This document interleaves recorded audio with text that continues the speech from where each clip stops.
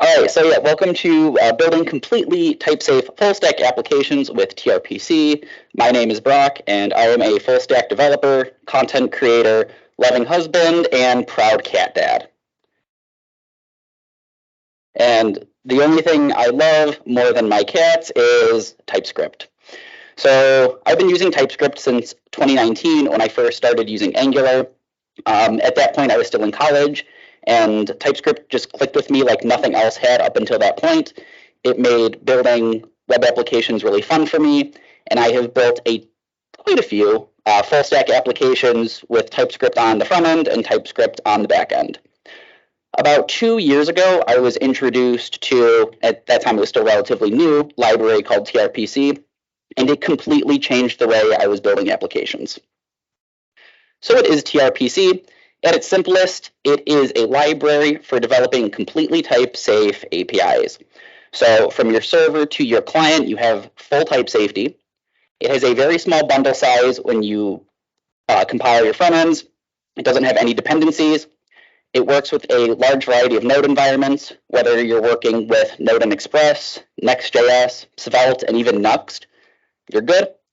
It is compatible with a lot of amazing, powerful libraries like TanStack Query, Zod, SuperJSON, and they really strive to have a great developer experience. So there's IntelliSense, code completion, type hints, a bunch of fun stuff. So some basic terminology that I will be terming is you have a route, and that's essentially a namespace that contains procedures. A procedure is just a function that makes up your backend code. There are 3 different kinds of procedures. There's a query, which is for fetching data, a mutation for creating, updating, deleting data, and a subscription, which creates a connection to your server and just listens for changes. Then we have the context, which is shared things that you can use in all of your procedures. So a great example of this is sharing a Prisma client between your procedures or your current user session, things like that. Middleware, pretty self-explanatory. It runs before or after a procedure, and validators make sure that your data is in the correct shape.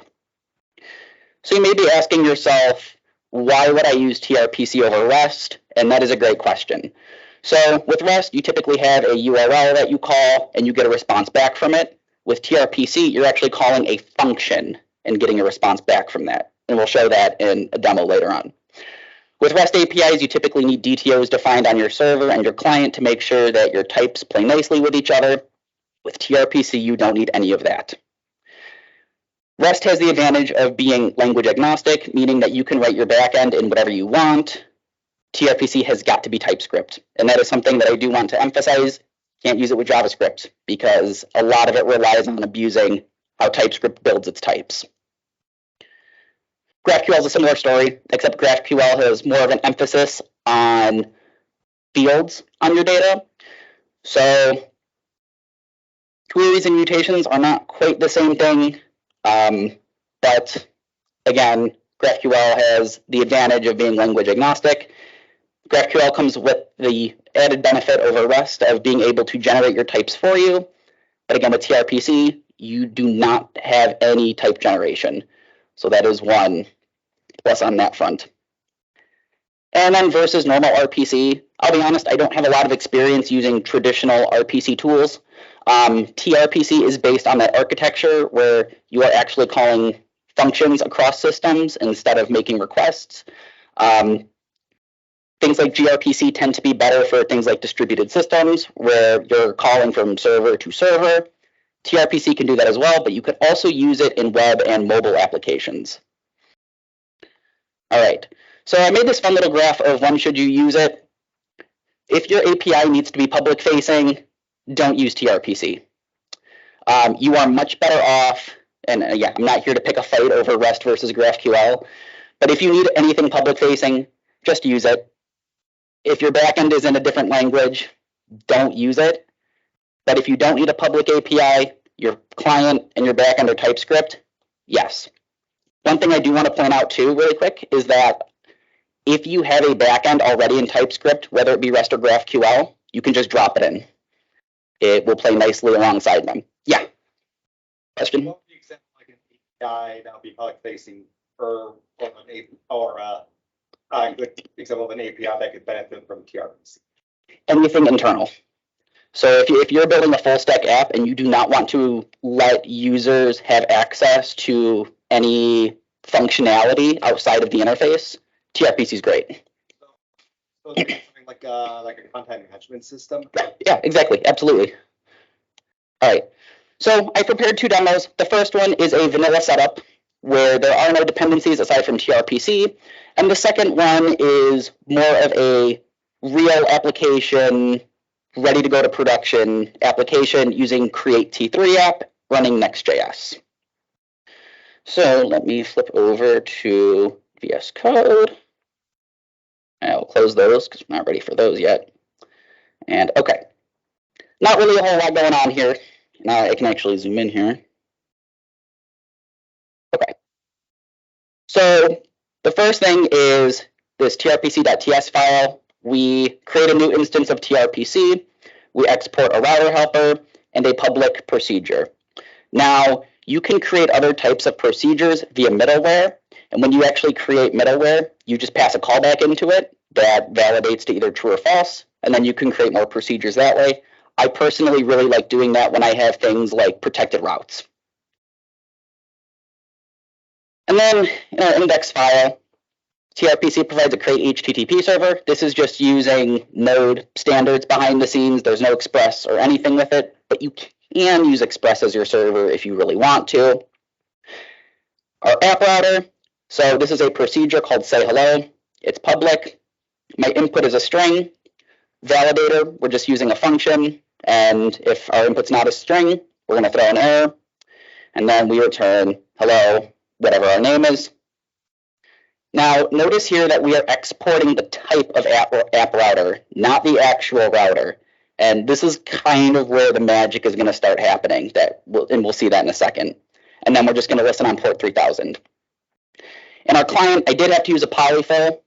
And this demo is actually from their quick start guide. It is slightly tweaked. Theirs is more of a monorepo setup. My setup is not. This is a single package.json. But you could also do this monorepo style as well. So we create our proxy to our server, and then all we do is this, trpc.sayhello.query, pass in our arguments. I'll go ahead and run it so you can see that I'm not crazy. pm dev. It'll do some stuff, and then it will spit out hello, Brock. Hi, good to see you. So this is correctly inferred as a string from the return type, which is awesome. If I come into my router, and let's just say I make this an object now, and I say that my message is this, I can come back into my client. Now my type is an object with a property of message. It updates immediately. So you have full type safety from your server to your client. If I come into my query here and I try to type in 1, 2, 3, 4, it's going to get mad because it wants a string. If I come into my server and I say number, yeah, it's going to get mad. Okay, number, this is happy, and now this is happy.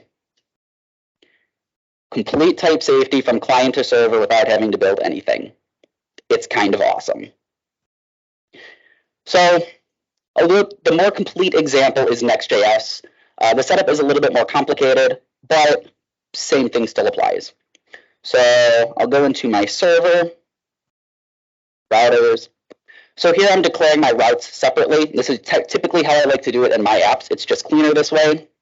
But I have a to-do list router. I have one that gets me all of my to-do items, and there's that context argument that I'm passing in, and I have a Prisma context attached to it. Then I can create. I'm using Zod for input validation. I don't know how many of you have used Zod. Amazing library, one of my all-time favorites. Yeah, Zod works perfectly with tRPC, so I'm using that for my input validation. Then I can ZOD, yep. Then I can come in here. I'm just doing a normal Prisma create. to create some data. Yes. Why Zod is so significant in TypeScript land? Because when I had that moment that where it clicked, Mm-hmm. I think it'll help a lot. Yep. Zod is the, I want to say it. Zod fixes TypeScript's biggest weakness, meaning it gives you runtime safety on your objects. So TypeScript is great for server-side stuff, but as soon as it compiles to JS, who knows what's going to happen? Zod gives you that runtime safety. So now I'm going to go into this file. So this was generated by Create C3 Up. It does a lot of the heavy lifting for you. The one thing I do want to point out is we create the context in here, and you can see that we are adding our Prisma client to it. This is also where you would want to add, like, say, a user session if you wanted to track that on your context as well. I typically don't touch this unless I have to. This seems to have come out of a later version of Create T3 Up. So, and then exactly like we saw with the other one, we have our app router. I have my to-do namespace, and then yeah, we're just exporting that type. Now for Next.js, you do have to do a little bit more setup to get it to work with Next's API functions. So all I'm doing is I'm using SuperJSON for my data parser. It really helps if you have like complex types that JavaScript just can't figure out on its own. And then doing some logging, we're setting our URL, and then we're not using SSR for this, but that is also an option as well if you were using that in your Next app. And then these are just some helper functions that we can use in our client that are really powerful. So I'm going to go ahead and just run, I'm going to go ahead and run this. You can see how it goes. So here's my to-do app. Very awesome, I know. I used Tailwind for the style, so that's why it looks so good. I'm hurt. Are you kidding? So I have something on my to-do list, and it's bully Koroks in Tears of the Kingdom. I want to do that this Saturday. I think I can fit it in. I'm going to give myself a try not to be too hard on them.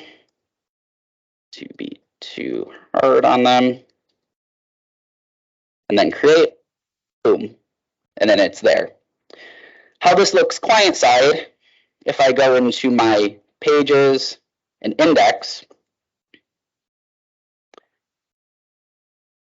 this is all I need for fetching and updating data. So this is actually using TanStack query behind the scenes.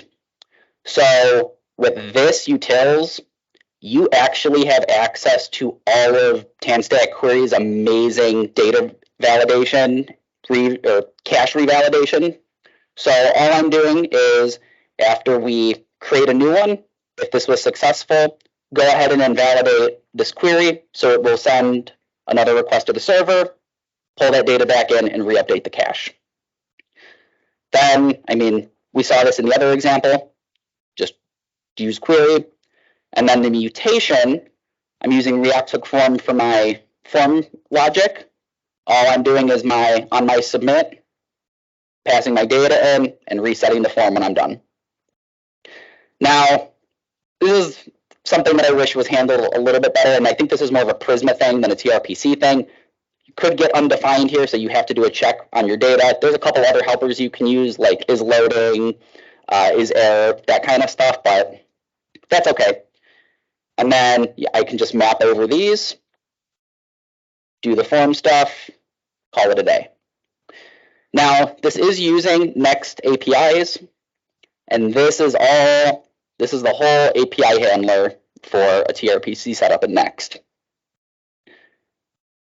They're really not that much code. So one thing that I do want to point out that I kind of skipped over. So I mentioned that there is this router inputs helper that we were exporting from our utils. This gives me complete type safety inferred from this route. So whatever this is expecting, it gets updated here. So if I come back into my back end here and I say, what's a fun field for a to-do? We could say important, and then I'm going to make z dot boolean. Oops. Come on. There we go. I'll make it optional so the front end doesn't kick too badly. But if I come back into my client now and hover over this, now I have that. So let's see. I'll hop back over to Arc. Okay. Back to my presentation. Nope. I will rate you next time, Canva. Okay. So yeah, vanilla. And then for the Next.js app, Next.js, CanStack Query, Tailwind, SuperJSON, Zod, Prisma, SQLite, React Hook Form. So more of a production-ready application. There's a couple other starters on awesome tRPC.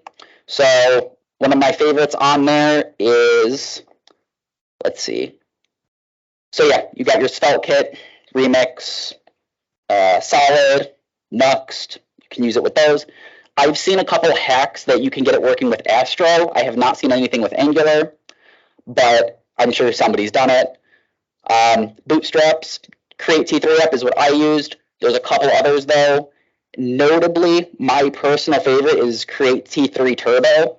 It is a full tRPC app with a Next.js client and a React Native mobile app, and it just works between them. It is awesome. And then you can see who's using it in production. The largest is cal.com. They are much better than Calendly. I just want to show them a little bit, but they are fantastic if you need good booking software. But they are a large supporter of tRPC as well. I think. Yeah, does anybody have any questions? Yes, Ernesto. tRPC doesn't make it suitable for public facing. It's function calls, right? So it's not that it wouldn't be suitable, it's just how would you do it? Also, like generate, like if you had a library, you generate a library that does those function calls for you, and then Essentially. So I can go back in and show you how tRPC does its request. It actually is just HTTP. Yep. Yeah, so there's that guy. But it might be kind of hard to generate, given that this is kind of just gibberish. Not really. That's the response. If I go to the payload, that is not the file I wanted. I go in there. Yeah. And yeah. So, I mean, theoretically, you could. How hard that is, I don't know. And I think generally speaking, I think something like Rust would still be better because that way you get all kinds of versioning and it's more of a standard. And then again, you're not restricting anybody to language. With tRPC, it's got to be TypeScript because it does abuse types. So, but I mean, if you need to get something out quickly and safely, this has been phenomenal. I've used it in just about every single project that I've worked on. And I mean, the developer experience is fantastic with it. I can actually, if I hop back in here and I go over to here, I can actually just jump click to, well, no, that's the definition. I can jump click to create to do, and it will take me right to the backend function. So yeah, the developer experience is great. And I mean, it's really quick to just start adding procedures in as you need them. So yeah.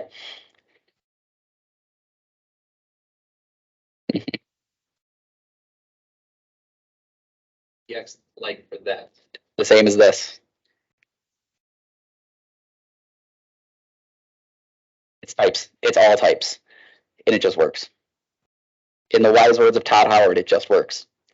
So yeah, that's essentially how it works. What I've seen done for setups with that is you will have typically a server package where you do all this magic in, and then depending on your front end, you have to do a little bit of trickery in your setup there to get it to work. But generally speaking, it works very well once it's set up correctly. It doesn't do it for you. My personal favorite tool for doing anything monorepo is PNPM because it has that support out of the box and you can just declare your workspaces, and it generally does a much better job than something like Lerna or NPM workspaces.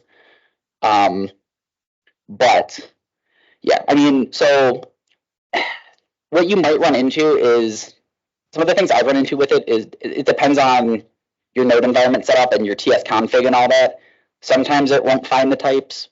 Sometimes it will error trying to do something with them. Like it can be a little bit tricky. But that's why people much smarter than myself did create T3 Turbo. So I can actually, I'll hop in here. Yeah, similar setup to, I mean, what I would do, packages. Yeah, API. So, yeah, there's our root, a router. And then if you go into apps, Next.js, and then Expo. So. If it's like you have to manage dependencies yourself. Mhm. Let's say for your client build process, do you have to be concerned about accidentally referencing code from the server and then bringing that into your bundles by accident? It goes away when you build. It goes away. Yes, and I mean, VS Code usually tells you, hey, this should be a type, so that'll catch a lot of it. But because it really is just referencing types between your packages, it just goes away at runtime.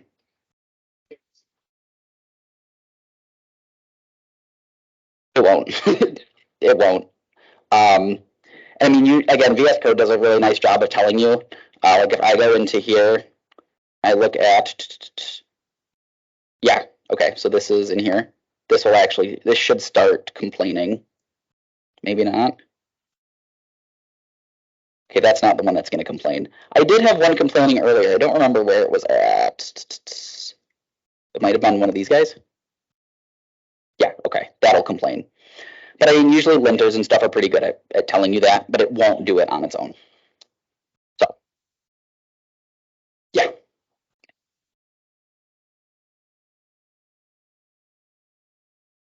Mm-hmm.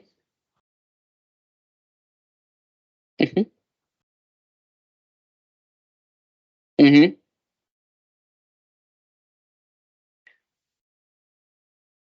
That is a great question. You can, if you want to.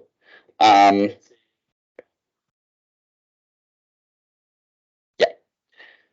So this won't do that for you, but you can actually, let's see.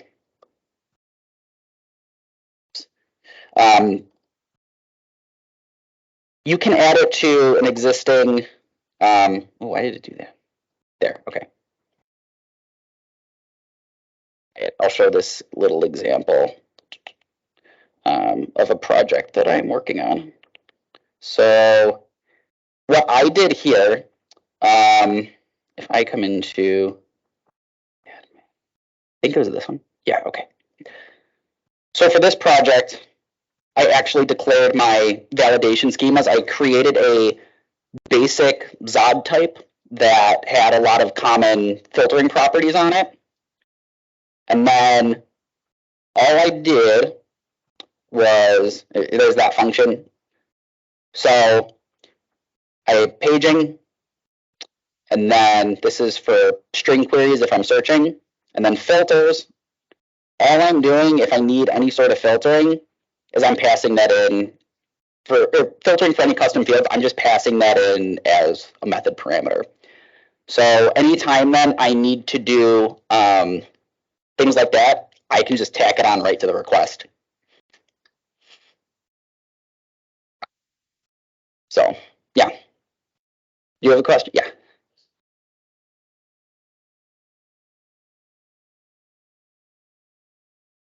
All inferred. All inferred. You can explicitly give it like outputs, like what the shape of the output is expected to be within the procedure. And that will catch if you change something that you actually don't mean to change, that'll get caught server side. But I mean, inputs are inferred, output is inferred, and it does a very good job of doing that. And I mean, yeah, we saw it updates right away once you start changing some of those properties. So, yeah. Yeah.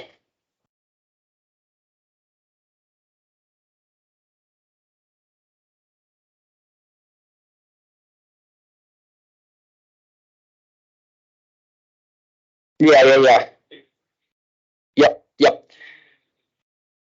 So, so I can actually hop over to the repository, which, by the way, look at this little guy under contributors. That's me. It's me. I did contribute some source code and some tests and some docs. Pat myself on the back a little bit. So development is very active on it. The latest version is version 10, and version 10 was a drastic overhaul of, well, it wasn't a breaking overhaul, but it changed. The focus on version 10 was more on just a better developer experience. Previously, when you created like routes and stuff, it was all string based, and you didn't have the nice jump to functionality that you have now. So a lot of those changes were for making it more developer friendly. And I mean, recently, as we saw on their listing page, it works with a lot more things than just Next and React now. So you've got Nuxt, you've got Svelte, and you can hack it with Astro if you wanted. So 9 was 9 to 10 was a big shift. So when I started using it, I think like 2-ish years ago, it was on version 9. 10 came out. I think early this year. But they have, like, the full-time contributors are amazing. They actually released a tool that went and updated all of your calls so you don't have to do any of that migration yourself. Worked really well, got me through a couple upgrades. So really, really good stuff. Yeah. Mhm. Not that I'm aware of. I mean, I don't want to use anything else really. I like JSON, but you know, it depends. Yeah. Yes. No. I was wondering if you could like protobuf or stuff like that. You have like really high performance requirements. That I don't know.